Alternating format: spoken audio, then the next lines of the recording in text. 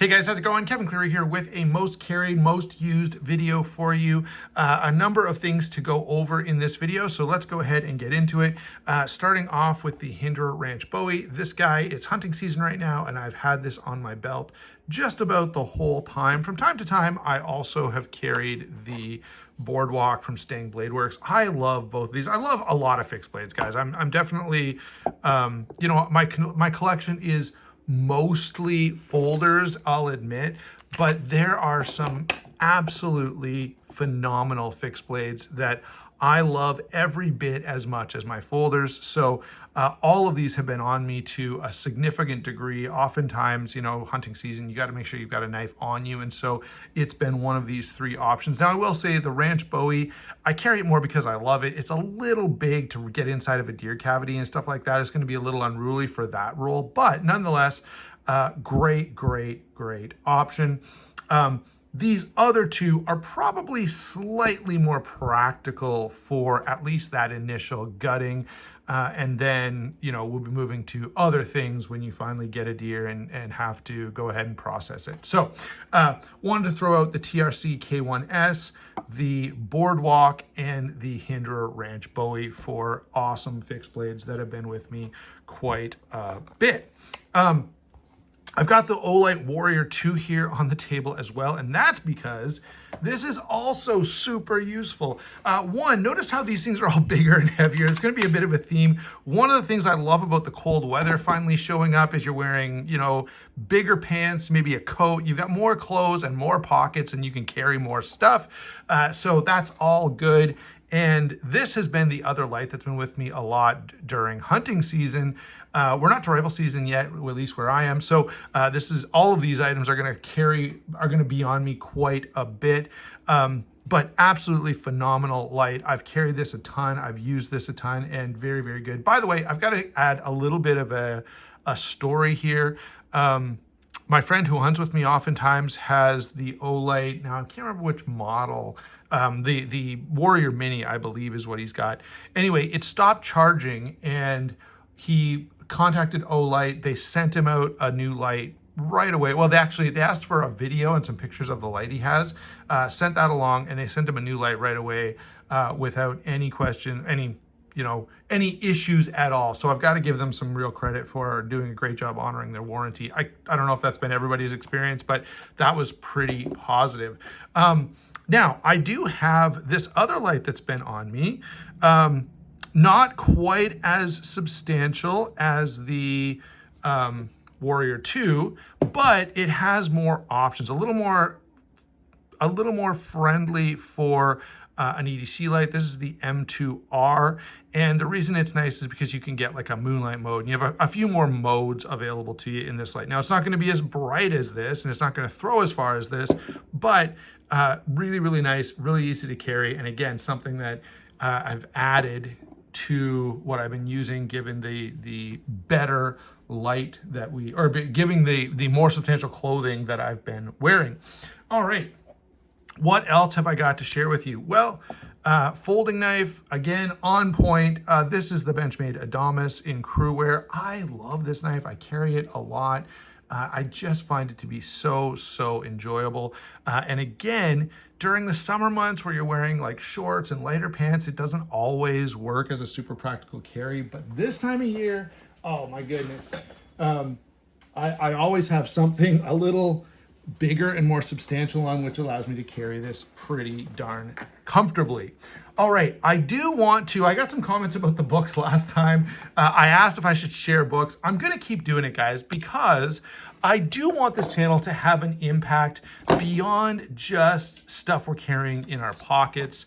I would like to challenge people to think and expand their minds, and even challenge some sort of popular notions that are out there. And so I'm going to share some books with you. As I say, I got both positive and negative feedback the last time. This is The Queering of the American Child. It's primarily by Logan Lansing, and James Lindsay has also written some of it.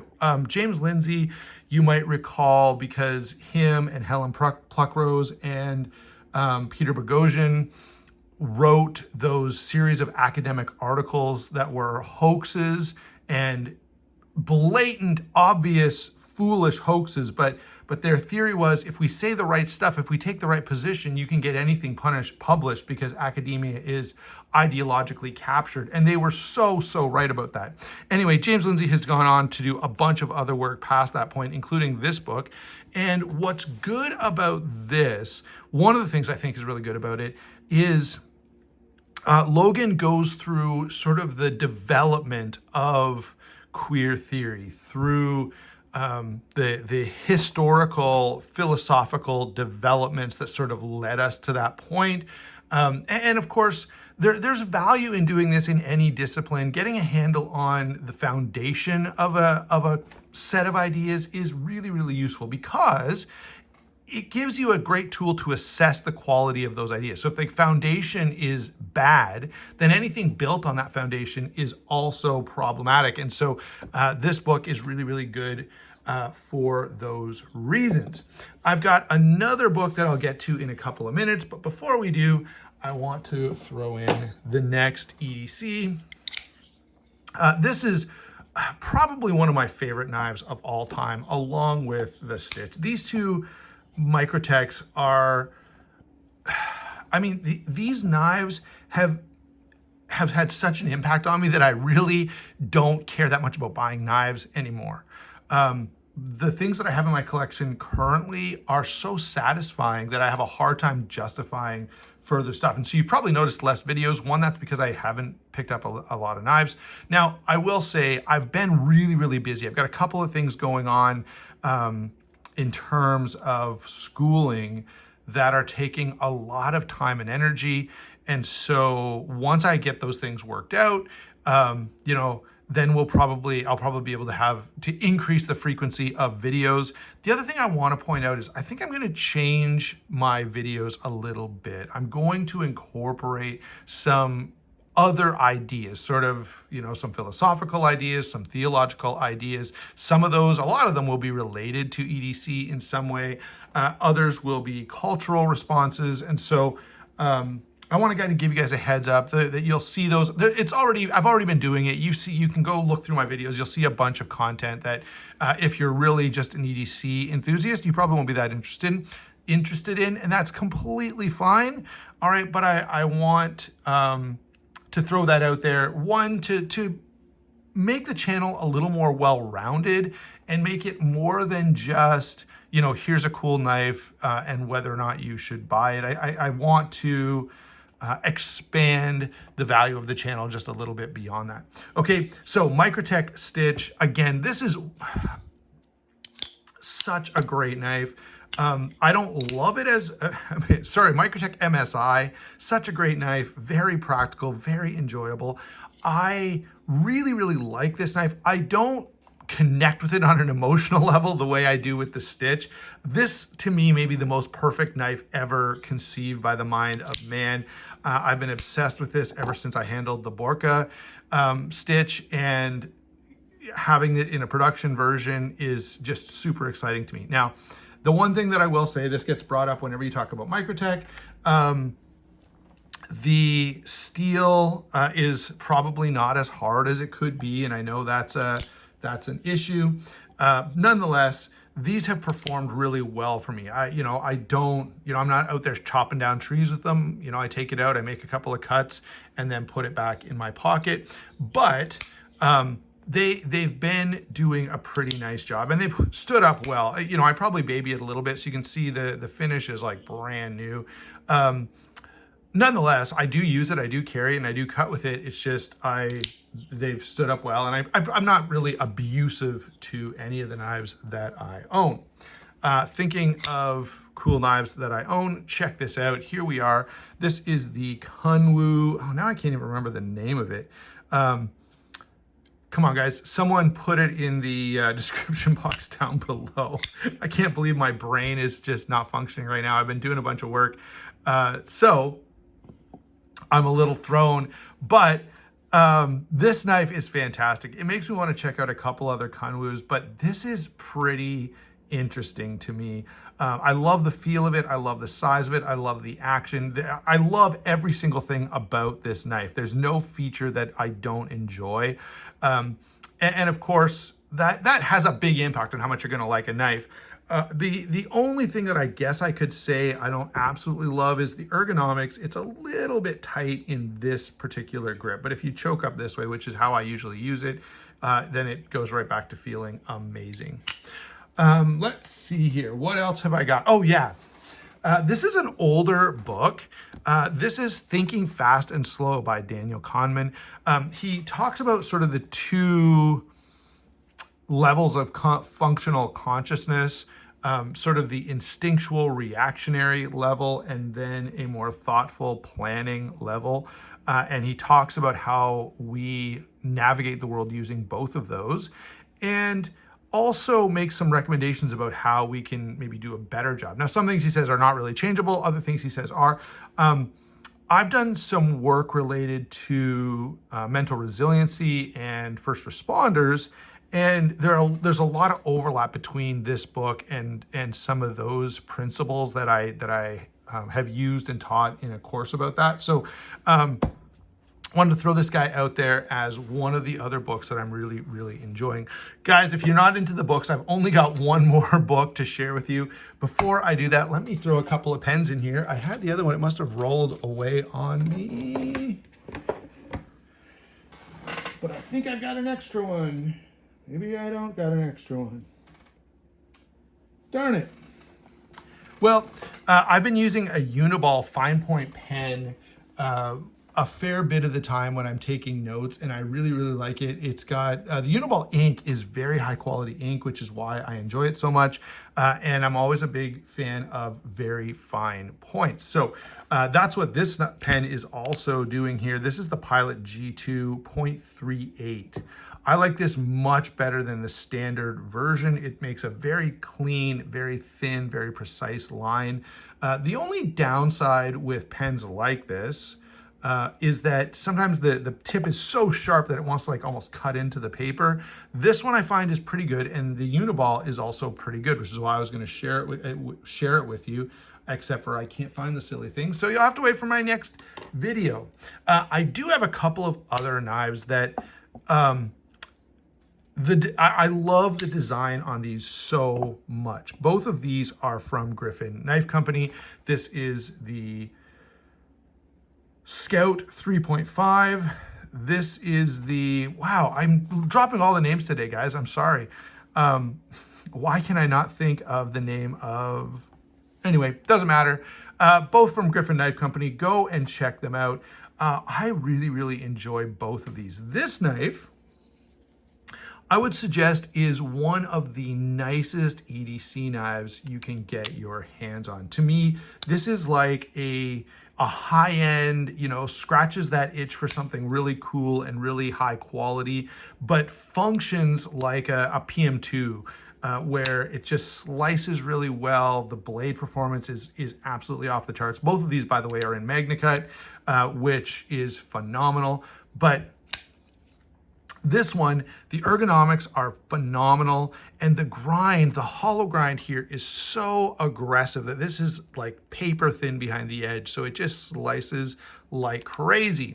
On the other hand, the Scout is a bigger, beefier knife. The blade grind is a little more robust, but I have to say this design, and I feel like it probably, so let me show you.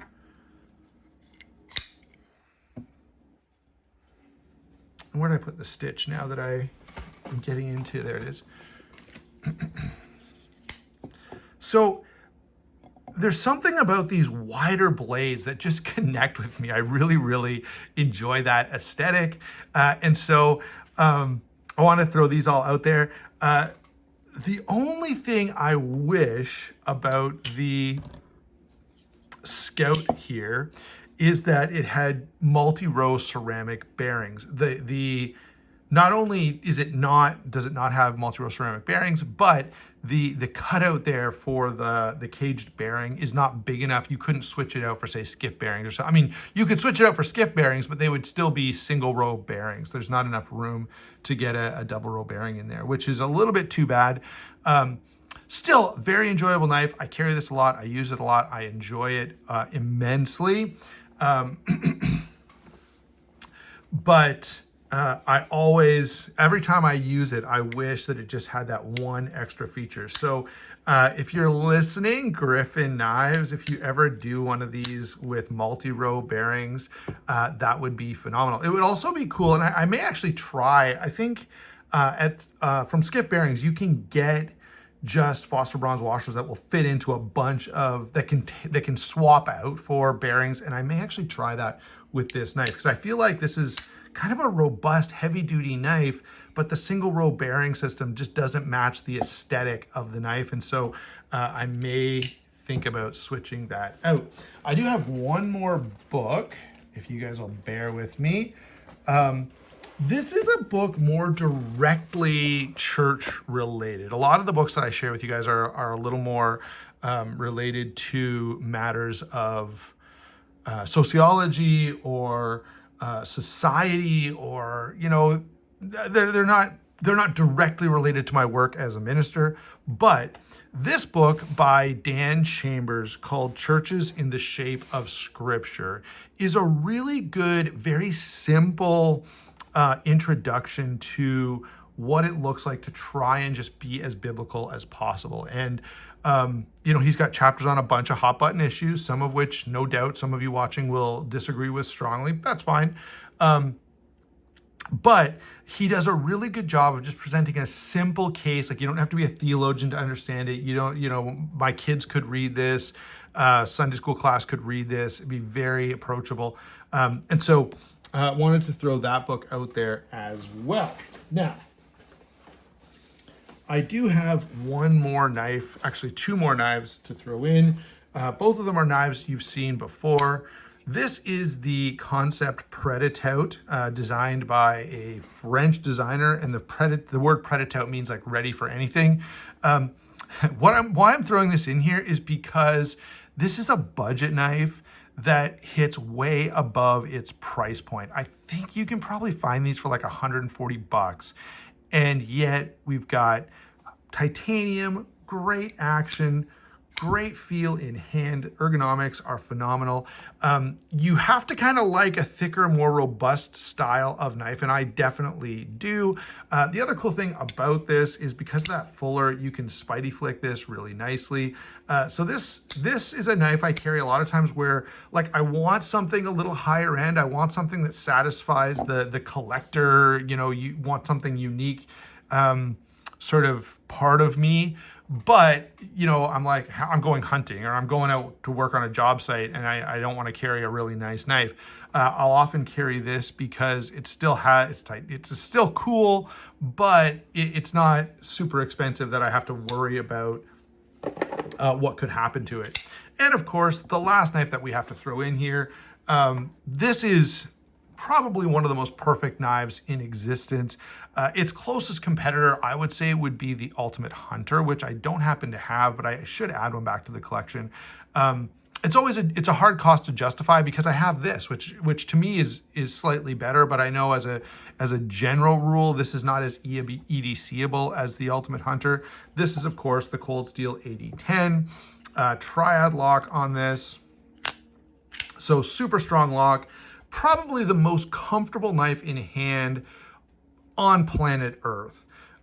This handle, when you grip it, just feels like, you know, sitting down in a really comfortable chair, but it's obviously just for your hand.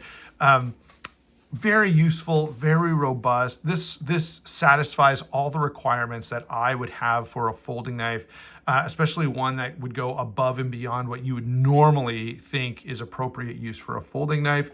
This is fantastic in that regard. All right, so there you go, guys. That's what's been in my pocket lately. That's what I've been carrying around. Oftentimes, you know, my kids play hockey, and you got to go to hockey practice all the time, and so I'll, you may think a book is not an EDC, but I often carry a book with me, and I'm reading it during hockey practice.